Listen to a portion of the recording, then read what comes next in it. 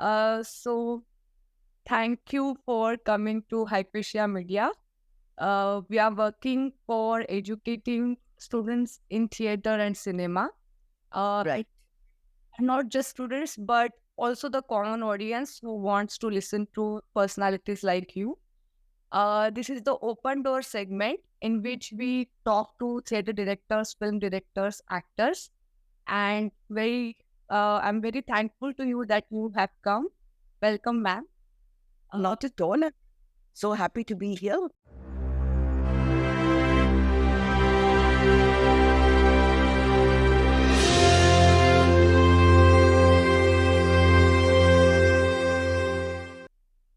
Uh, my first question to you is: you are trained in acting from NST. So, do you think that training have helped you to become a director, or do you think that every director should know acting somewhat, or should know theories of acting, and especially when you work with the bodies of actor, the movements, the images you create through the bodies of actor, do you think that your training in acting have helped you? Also, if you can tell about Al-Qazi sir and their process with actors, that will be Um, to answer your first question, I don't want to generalize and say that every director should go through a course of acting, but it worked very well for me. I was 3 years at the National School of Drama. I specialized in acting because I wanted to be an actor, but I was completely filled with anxiety and impediments. So I don't think I did anything meaningful when I was there. But my own uncertainties and my own blocks made me recognize what happens when when the text has to become an impulse, when the impulse has to become uh, written on the body, and how it is manifest. So somewhere I think my own personal journey of anxiety became my training ground to go into direction. Um, so for me, it worked very well, but I don't want to say that every director must go through a process of training, but I think it did help. It did help enormously. And because of that, I have tremendous respect for actors. To go out there, share with strangers, because when the actor acts, he acts from his own resource. The references are based on his own life experience. And to translate that into connecting with the text and then through a process of osmosis, making it your own, claiming it fully, and then sharing it. Wow, it's actually a spiritual journey. So I really have great respect for actors, and I think I'm quite kind to my actors because I know the confusion I went through as a student. That memory has never left me. It was a very imperative memory in the formation of my journey as a theatre director. Coming to Al-Qazi, I think those were the golden years. We always say those were the golden years, but I really feel, having been part of a visiting faculty for many, many years, I recognize the kind of foundational work that Al-Qazi had done. He made us see that when you approach a text, the text has many other dimensions. If you do a Lorca, you must know about Spain, you must know about its history, you must know about its politics, you must know about its land, you must know about Duendo, about its sensibility. So a text was not treated as self-referential. It dipped into many other spaces of creating context, understanding the content. And he made us recognize that art is hard. It's not. When I joined the National School of Drama, I was from Amritsar. I came from a middle class family where theatre is, where the arts can be seen as a hobby. That kind of maturity had come into the social space where women could see it as a hobby, women or men for that matter, but never as a profession. But Al-Qazi made us recognize that theatre is a profession as serious as being a doctor or a lawyer.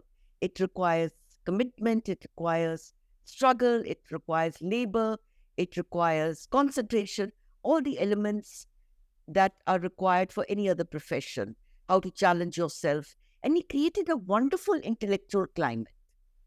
You know, if he told us about T.S. Eliot, about Henry Moore. When we did a kabuki play, we had a Japanese Ornagatha who came and worked with the students for 3-4 months. We were told about the tea ceremony. We were told about, Zen Buddhism, about the Sumi ink drawings. We saw films of Kurosawa. So everything became very, like, it wasn't just doing a play. It was entering into a new world. So that was phenomenal. I don't think that kind of time, that kind of, I don't think that kind of stuff really is visible these days. Uh, in the contemporary times of theater, you are the one who is working with the elements of theater of the roots movement. And because you have worked with character, um, those elements, how those elements have been reflected in your work and how they are helping you, and why and when you to choose this language of narration for your stories. And also, your plays always have live music and elements of folk and traditional music of Punjab. So, how all this is is your directional choice about your productions? How you come? I think, first of all, tradition and modernity are not two warring spaces. Tradition and modernity walk side by side. I cannot be truly modern if I don't know my history or where I'm coming from or the impulses of my land. And tradition is ever changing. It's not a static phenomenon, it's a dynamic space that we are part of. I think uh, working in Bhavan in Bhopal was a very important, again, very significant part of the markings of what created my kind of theater. There were markers of change, of understanding what the body means, what sound means, what it means to what it means to work on a vocabulary of training. Because what was happening at that time, in the late 70s, early 80s, when I started working with Karanji in Bharat Bhavan, accident of fate, you can say. My husband got a posting there, and I got a job in this multi-arts complex. We were setting up the first Hindi repertory of the country, in a Hindi belt. So, there was a lot of talk at that time about the training of an actor. Because most drama schools, when they were training the actors, it was based on Stanislavski, on Meyerhold, on Bertolt Brecht. These were the theoretical legacies that we dipped into. And suddenly we felt the need that there has to be something local, vernacular, regional, that could be our references, our reference points. So I think a lot of people are doing it. Ratan Thiam was doing it in Manipur. Panikar was doing it in Kerala. So it wasn't, Habib Saab was doing it in Chhattisgarh. So it wasn't that it was only something that was thought of by Karanji. And so we started working with master performers from different forms, folk and traditional forms. And Madhya Pradesh is rich with many of these forms. So we call the master performers to work with actors from Bhopal, not Bhopal, but who were part of the repertory, who would come from different parts, from Jabalpur, from Indore, from Bina, Guna, Chindwara, small places as well. So we found that the same actors who were very stiff and very uncomfortable in the Western realism form of acting, suddenly when they heard a tala or a beat, suddenly their bodies opened up, because there were sounds that they were familiar with, sounds that they'd heard at weddings, during their childhood, growing up. stages. So it was very interesting to see that how sounds that you're familiar with from your youth, from your memory, does things to your body, which, because we are not a nation which is based on realism. You know, everything is symbolic. You know, you see somebody with bangles, red bangles, and you know, nahi nahi shadi hui hai. You see somebody wearing white, and you know she's lost her husband. You see somebody in saffron. Of course, today it's a little frightening sight, but you know that it's got to do with religion, and so we work in images. You know, a symbolic color, dress. So um, we have a whole world of mudras, of abhinay. So we work with our hands, we gesticulate, we have a signage of fingers. So it became very easy to embrace that as a training format uh, for actors, urban actors. So when I came to Chandigarh, I was also looking for a form in which I could set my work. Most of the texts that I chose was very contemporary texts, whether it was Girardeau, Racine, Girish Karnad, Tagore. They were all people who laid the foundations of modernism in playwriting. And so the texts were very much to do with what you call dealing with issues of politics, of the body, of hunger, of lust, of power, you know. But I was choosing a way to cast all this text. So I started working with, I explored many things, but ultimately I started working with the Nakals of Punjab. Nakals comes from the word nakal, which is Persian, which really means to imitate. So they were funsters, they could dance, they could sing, they could lampoon the powers that be. So they were basically, they could sell an insecticide. They were used by the song and drama department to demolish the reputation of um, a political party. So they were actually part of the whole folk tradition. They had skills that came from the folk tradition, but they were not rooted into any kind of iconography, which was fixed, which was unchanging, which was classical. Because Punjab, as you know, has a more complex history than you might find a Kudiyatam in Kerala, you might find a Kathakali or a Yakshagana or a Tirukuttu, but you don't have those kind of forms in Punjab. So because they're rooted with the everyday, there's a ever-changing dynamics. So I knew they were skilled. They could sing, they could dance, they could improvise, they could play musical instruments. So that they entered into my life. And because I had such a wonderful equation with B.V. Karan, having worked with him for 4-5 years, and I knew what a genius he was in composing theatre music. So I started, I between my workshops where I was exploring my own history, because I'd lived outside the state for many years. So I had no linkages with my so-called sense of being a Punjabi. So there were many, many complex reasons that made me gravitate towards a certain way of working. So these musicians came into my life. Then Karanji was there. Then I worked with one of the top poets in Punjab called Surjit Patar. He's absolutely fantastic. He knows how text sounds when it's spoken by an actor. So it became a wonderful collaboration.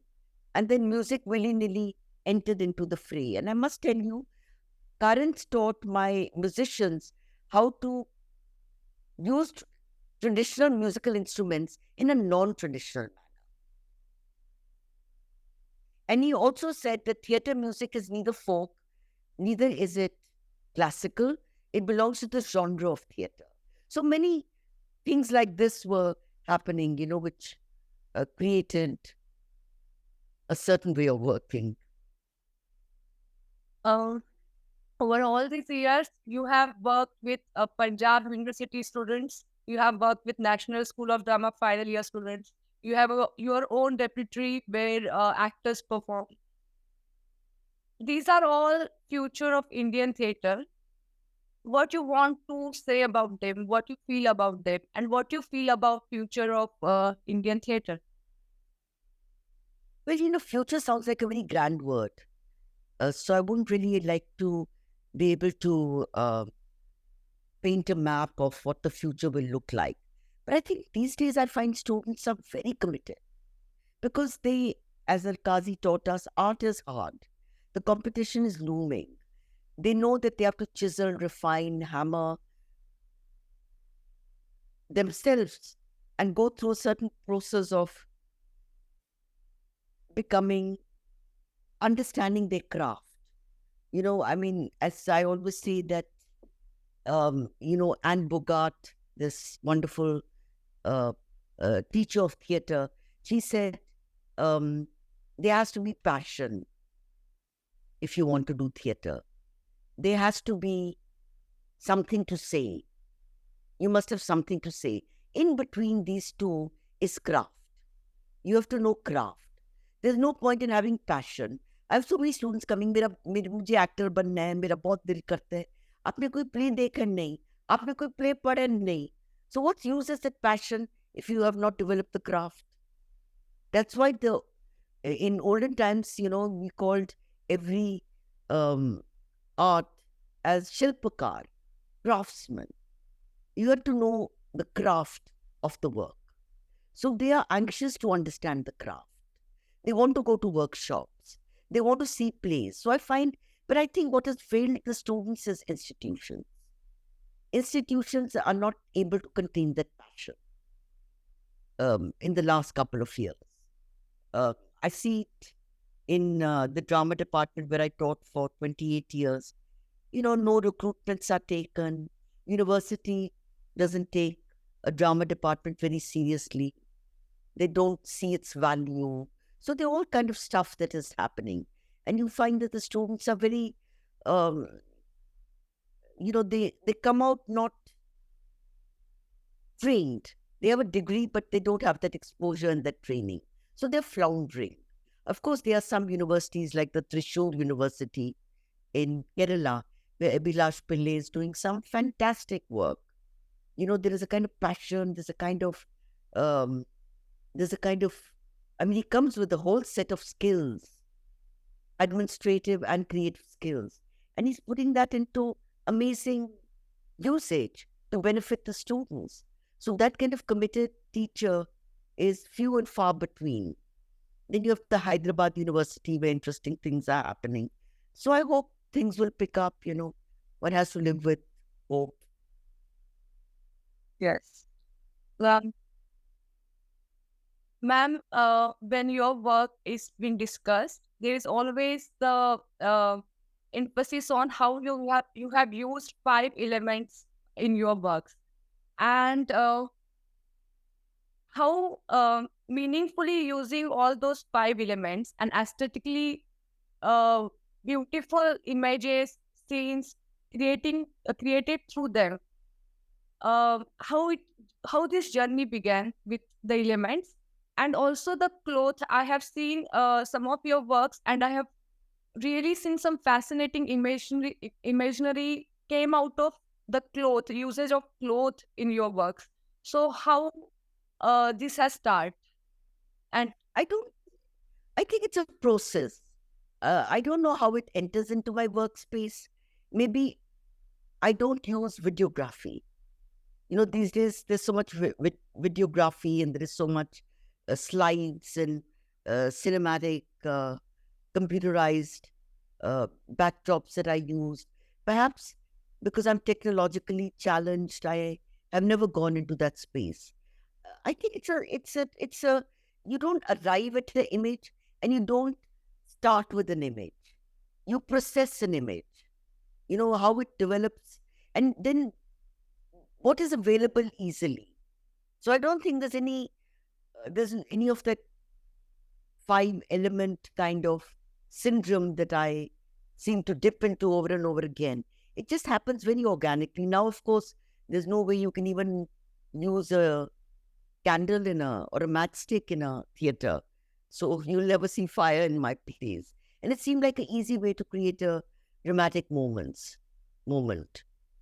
So I don't think there was a conscious. I mean, I like things which I can touch and feel, you know. And I'm being a housewife and having a theater space in my own house. Many things came from my kitchen. Many things came from my garden. So everything that happened very organically, very much a trial and error at arriving at a certain moment. When you I I never think I never sit at night and think कल की rehearsal है, कल ये मुझे scene करना है, कैसे बैठ के करूं. Never. Once I go there, I'm with the actors. Everything that happens in collaboration with the actors. How they breathe, how they think. It's I give them a certain idea how the idea grows in their head. Sometimes it's what they do is improvise and do in front of me is completely different from what I had thought. But sometimes it's so startling that I hold on to it. And sometimes there's nothing that happens. So it's basically sometimes I spend a month and a half, even when I work at the NST, if they give me 2 months to do a play, 1.5 month I only spend in improvising, in trying to create an understanding of the text. And then I say, oh my God, the play is in another 10, 12 days. I better put it all together. So I love process.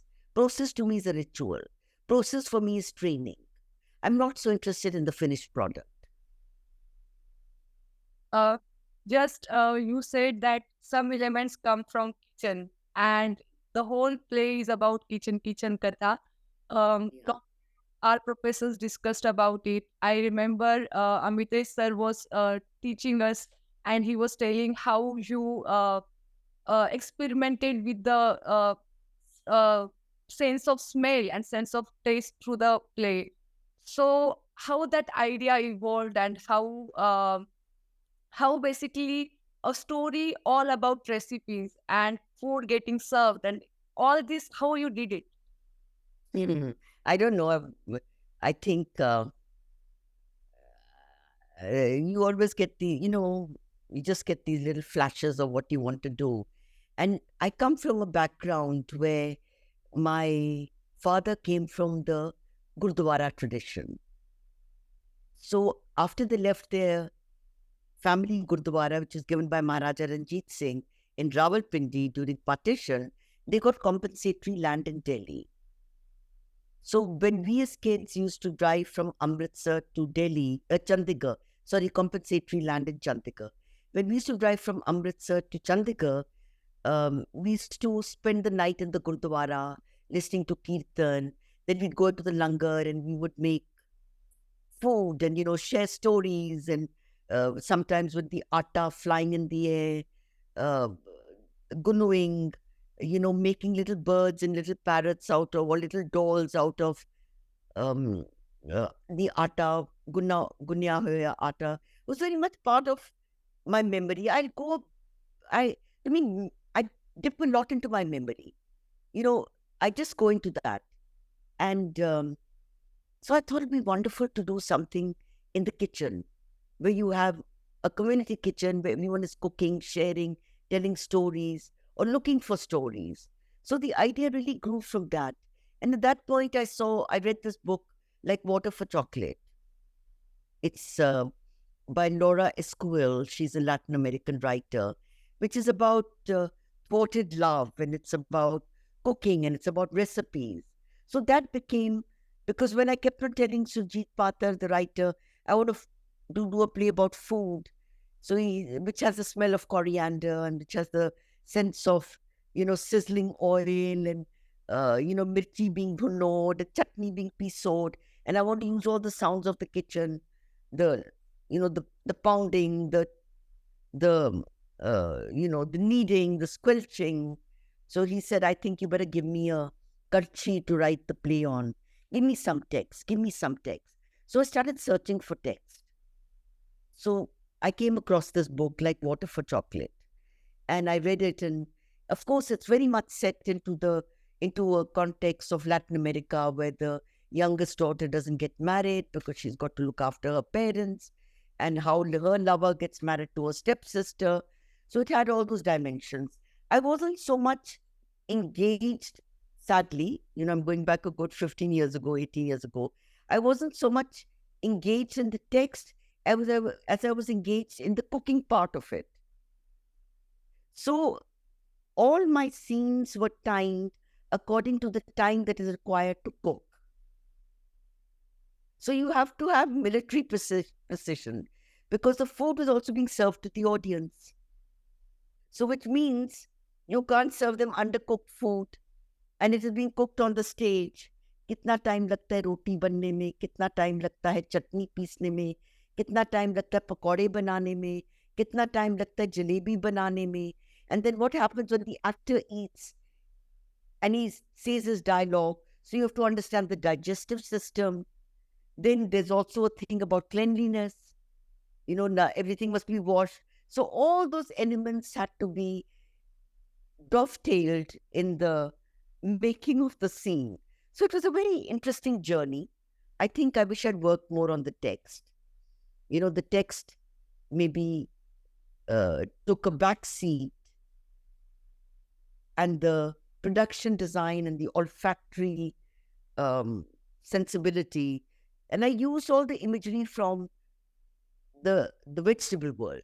Like, for example, the cutting of a pomegranate.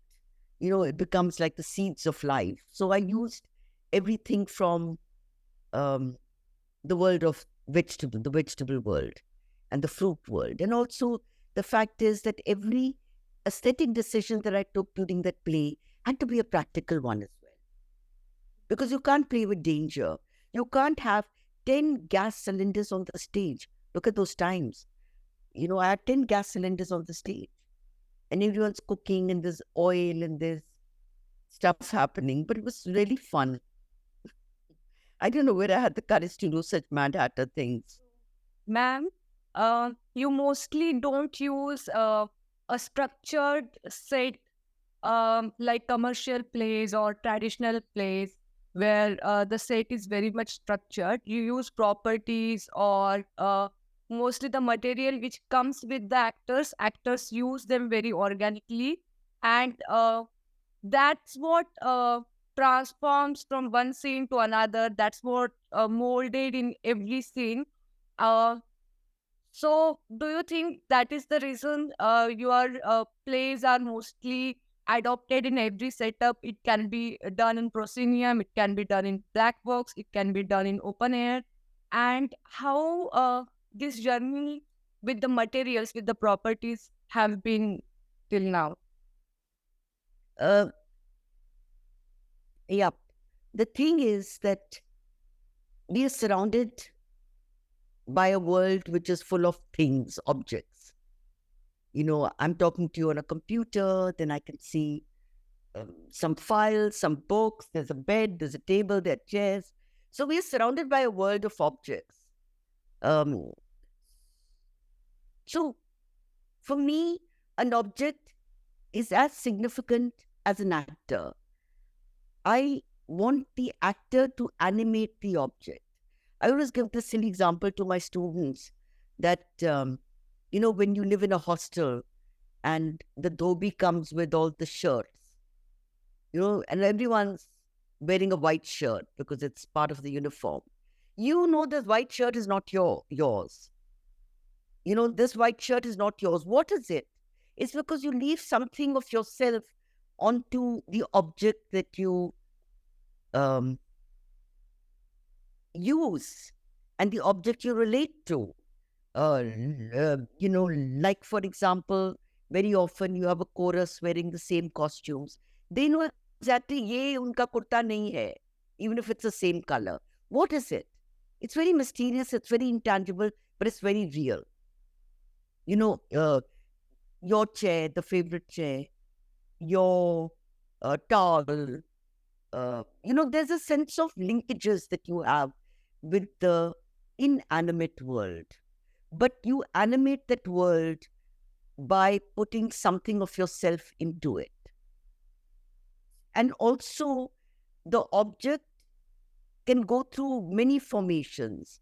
Like, for example, um, I remember doing a play called Simbo in Supermarket, which had this whole thing of egg, where they go to a farm and they pick up some eggs, and the egg is also sexual awakening. Tenu pata hai, anda kis tarah banda hai, how an egg takes birth. Then it also becomes uh, a burji to eat. Then questions of to eat or not to eat that burji because you don't have eggs. So it you know the object is not a static thing. Like an actor is not a static being. He goes through many emotional, psychological, physical changes through the course of his performance. So does an object. So objects for me are the authors. They are as much an author, then they take the text forward. Uh, Ma'am, you once have said that Nakkas with whom you have worked with are have a very interesting thing that they are Muslims. They follow Punjabi tradition and they have Hindu names. And this is how the India is. This is how the idea of India is. And then in 2014, you did Nag Mandala. After that, plays on Manto and the partition. Now you are doing Haivatna. So in the times when you are seeing lot of changes in the concept of or idea of India, and you are continuously reflecting about it through your work, how hard it is to do that so, and how we are doing it. Well, I think, this is a very, I mean, there's a lot of stuff that's happening around us, which is very disturbing for the artist. How the artist finds his little, and an artist is not cut off from life. It's like Bertolt Brecht says that an artist is like a ship which has sails. The sails are, the ship is moving forward by the winds that make the sails move. You can go with the wind or you can go against the wind, but you cannot erase the existence of the winds. Um, I think, in a certain way, artistic space is not journalism. It's not the military. It is whatever whatever you whenever you look at a text, you can't erase the politics of your being. Even if you do a play like Hai Vadana, how do you see women? How do you see men? What is the equation? Um, Somewhere, I think no matter how savage the situation is, there has to be something that humanizes it. Even when I did Sadat Hassan Monto, dark, dreadful stories about violation, about brutality, about helplessness, about um, being disenfranchised, no matter how dark the times are, within that, how do you show some assertions of humanity? So that has, it's not that everyone doesn't set out to be flag holding, um, I'm going to change the world kind of attitude. I don't think art can change the world. I think it can perhaps humanize it. I remember when I was a student in Chandigarh, I remember reading um, about Antigone and Creon. They said it's really by some critic, and he said something like, everyone who comes to the theater feels really sad for Antigone and hates Creon. But when they go home, they're all Creons. So we cannot, one just hopes that through one's work, one can create a certain aesthetic reality, a certain understanding of human nature, a certain understanding of storytelling. So I don't think the kind of theater I do is really trying to um, imagine that my theater is going to change the universe. It's not like that. It's occupying its own space. It's occupying its own. its own connection with a set of people during that 2 hours or 1.5 hours.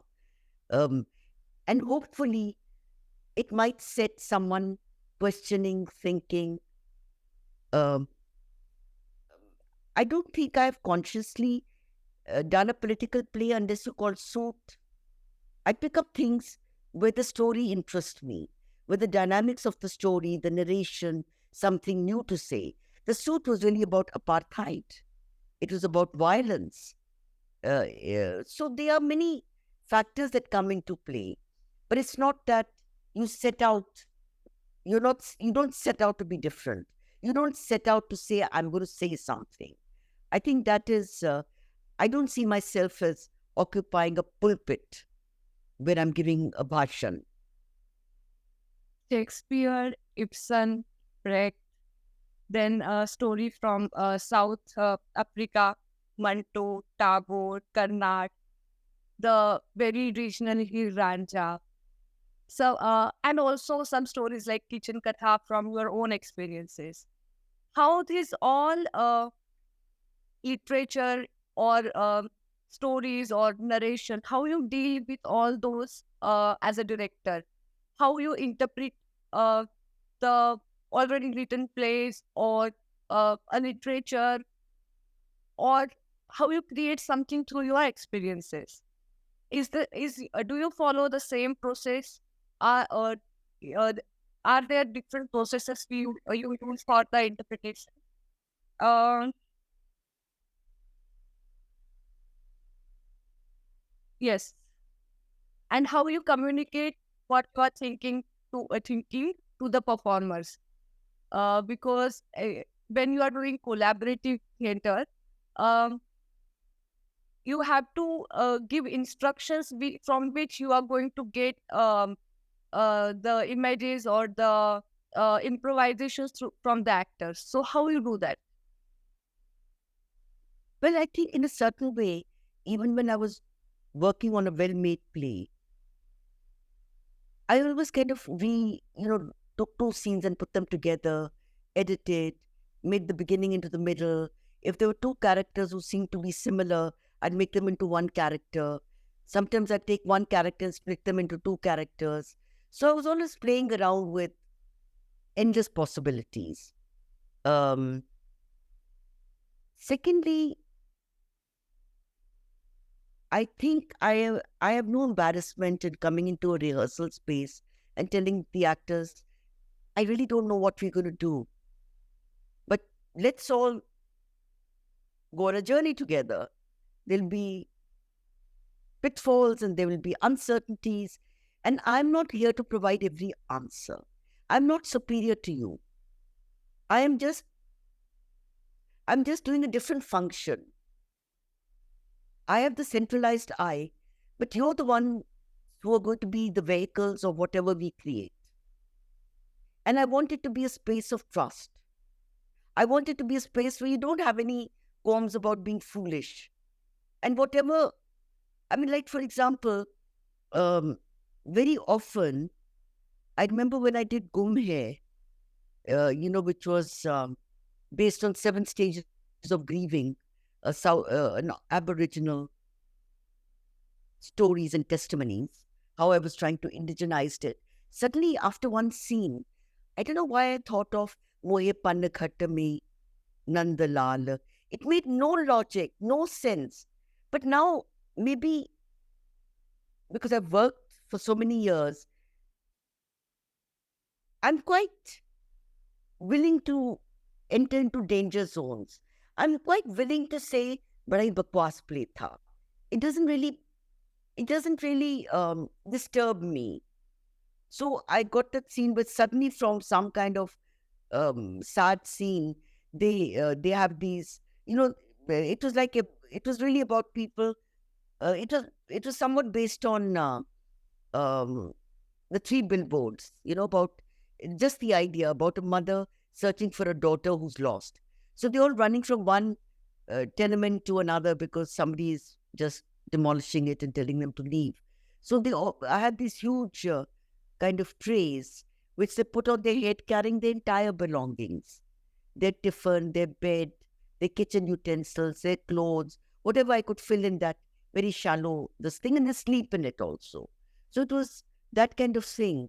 And then suddenly after a scene, they suddenly take what they water, with store their water, and they carry it on their heads and they start going into Mohit Pannakhat. And because I used to work, now they're all more or less dead, but with female impersonators.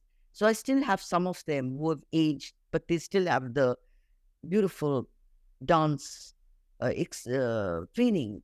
So it starts with one of the female impersonators, and everybody follows them to go and get water. And a lot of people actually said it was so fantastic, that moment of transformation. So now I feel I'm going to trust my instincts. I'm going to do, I don't set out to be outrageous, but have learned how to trust it. Many actors sometimes say, man, इस scene ने बड़ा दिल किया ये करने को, पर मैं डर गया. I said, डरो क्यों करो? Just go and do it. Let's see what happens. If it works, wow. If it doesn't work, it's okay. But we mustn't reject it before trying it. So I try to create a space where everybody feels good, and I don't try to intimidate or thrust stuff on them, but I certainly do have a hawk's eye.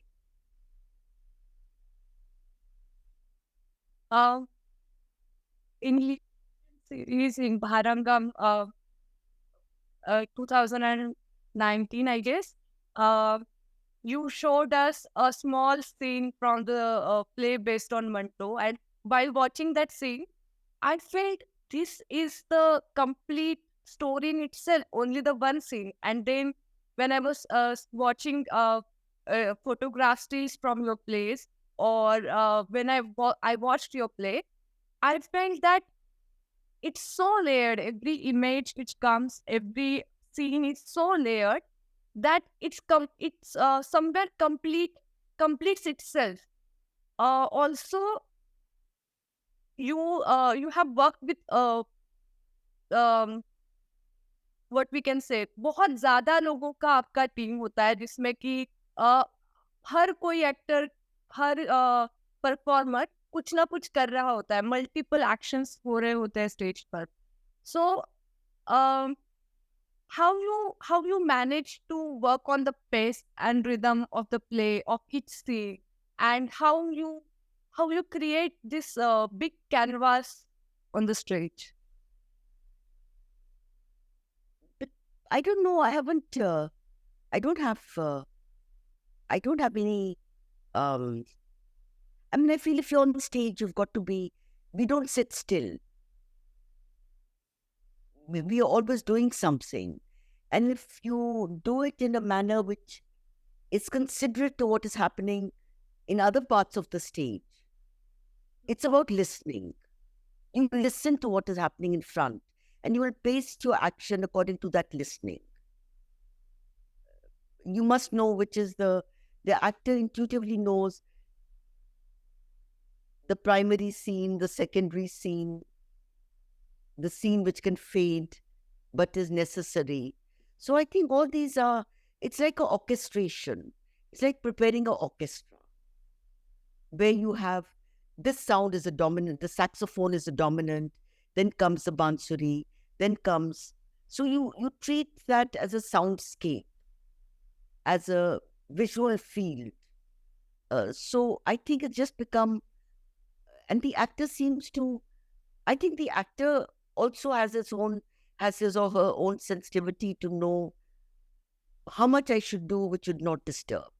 It's a selfish actor who tries to pull everything towards themselves.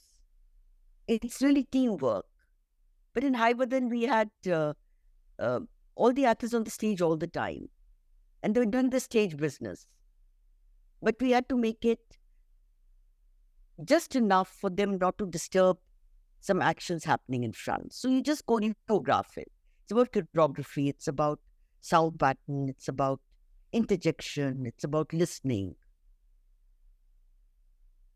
I have heard about your play here, Ranja, that there's some controversy happened.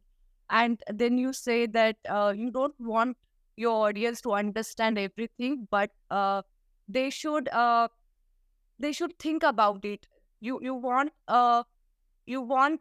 create the possibilities of seeing and feeling.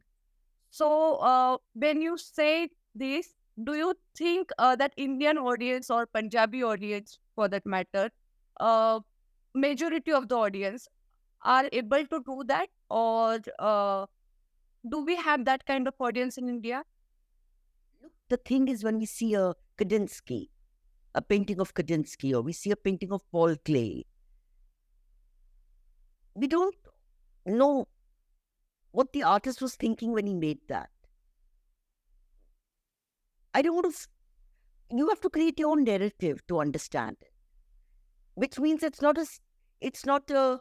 Um, you're not being fed. When I see a painting with the mountain and a glowing moon and a river, I know in a I'm in a familiar space. I recognize. I recognize the river. I recognize the mountain. I recognize the moon. But when I see something which activates my own thinking, to me that's very challenging. I cannot I cannot feed everything to the audience and think that they are very stupid or dull or unintelligent. I want the audience I don't want the audience to create their own narrative. Like, for example, I'll give you a story.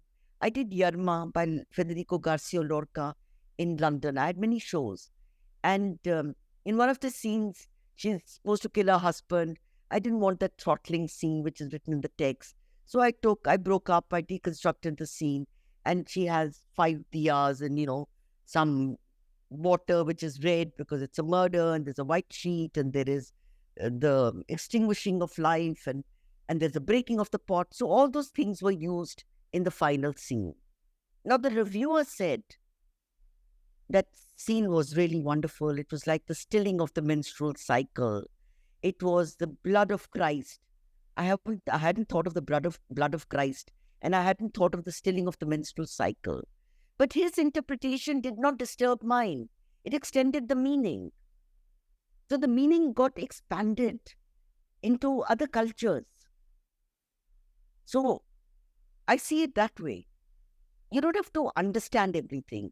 You have to, like, for example, when I first saw Pina Bausch, her carnation, I took all my students from Chandigarh. They're looking at me, मेरे को समझ नहीं आ रहा, उनको समझ नहीं आ रहा. Somebody's throwing coffee on somebody's head. Someone is, naked and has an accordion which is never played. People are jumping and screaming, and there are dogs on the stage. So they're looking at me, I'm looking at them. Ma'am, what was it all about? I said, look, I don't know. And then it never left me. It disturbed me. It triggered off something in me. And I realized that my not understanding is not the limitation of the artist, but is my limitation. I have to challenge myself, entering into different vocabularies of work, into different set of imagery, into a different way of looking at space and looking at objects and looking at actors and looking at meaning making. So from there, I got a certain epiphany that it's not important for one to understand, but something that disturbs some kind of status quo within you. Uh, Thank you so much, ma'am. Uh, if you want to suggest some book for the audience to read, uh, related to theater or related to any piece of literature which you think people should read. I think it would be interesting for them to read Ariana Manushkin's Collaborative Theatre. It's a lovely book. Anne Bogart, a director prepares. It's an interesting book to read. And Now I Act, which is a series of different things. So Anne Bogart is an interesting person to read.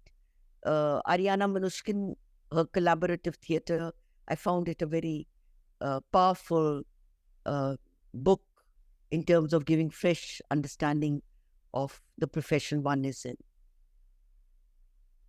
And to see watch films, to watch different kinds of work from different parts of the country. Ma'am, the last question is about you. You say that most of your works have a very important uh, aspect which come from your impulses, which come from which comes organically at that instant when you are at the rehearsal space with the actors.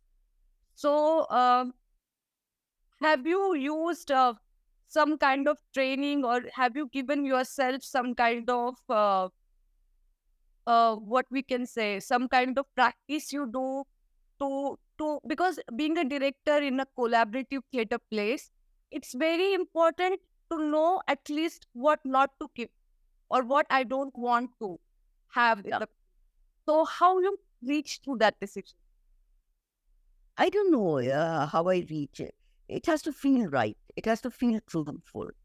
It has to feel that it belongs at that moment on the stage. There is no formula. It's basically your journey.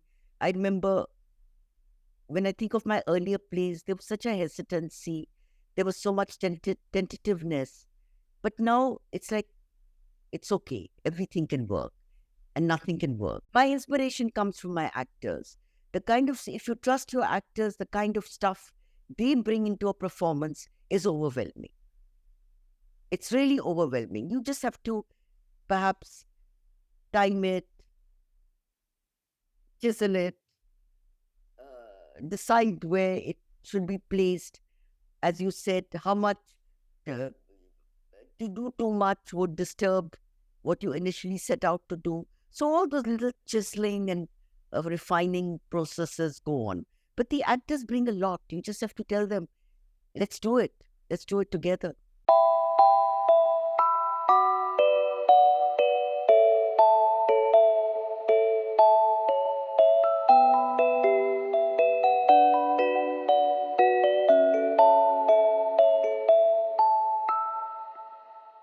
Well, I wish you all the best, and I think it's a wonderful initiative. It gives us a voice also, because otherwise our thoughts and feelings just remain within us. So this gives even the artist a platform to express. And secondly, your questions were wonderful. They were well researched and they were really good questions. You ask me a good question, I'll give a good answer. You ask me a meaningless question, my answer will be equally meaningful. So you must take credit for making it a stimulating conversation. Thank you.